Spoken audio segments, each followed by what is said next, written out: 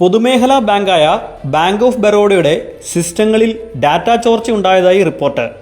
1 terabyte വിവരങ്ങൾ ഹാക്കർമാർ dark വെബിൽ സൗജന്യമായി പരസ്യപ്പെടുത്തിയെന്നാണ് റിപ്പോർട്ടുകൾ.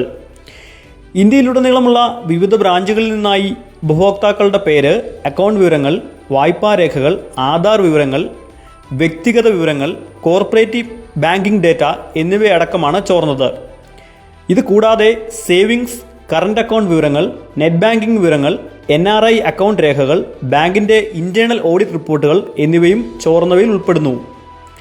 ക്യാഷ്ലെസ് കൺസ്യൂമർ സ്ഥാപകനും സോഫ്റ്റ്വെയർ എഞ്ചിനീയറുമായ ശ്രീകാന്ത് ലക്ഷ്മണനാണ് ഇത് സംബന്ധിച്ച വിവരങ്ങളും സാമ്പിൾ രേഖകളും എക്സിൽ പങ്കുവച്ചത്. ജൂലൈ 25 ശനിയാഴ്ചയാണ് ഡാർക്ക് വെബ് ട്രാക്കിംഗ് സൈറ്റായ ransom.live ഈ ചോർച്ച ആദ്യം കണ്ടെത്തിയത്.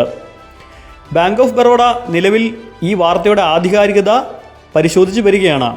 അതേസമയം ബാങ്കിൻ്റെ ഭാഗത്തുനിന്നോ RBI, CERT-IN എന്നിവയുടെ ഭാഗത്തുനിന്നോ ഔദ്യോഗിക സ്ഥിരീകരണങ്ങൾ ഒന്നും തന്നെ ഉണ്ടായിട്ടില്ല. XXX എന്നറിയപ്പെടുന്ന പുതിയ ഹാക്കിംഗ് ഗ്രൂപ്പാണ് ഇതിന് പിന്നിലെന്ന് സംശയിക്കുന്നു.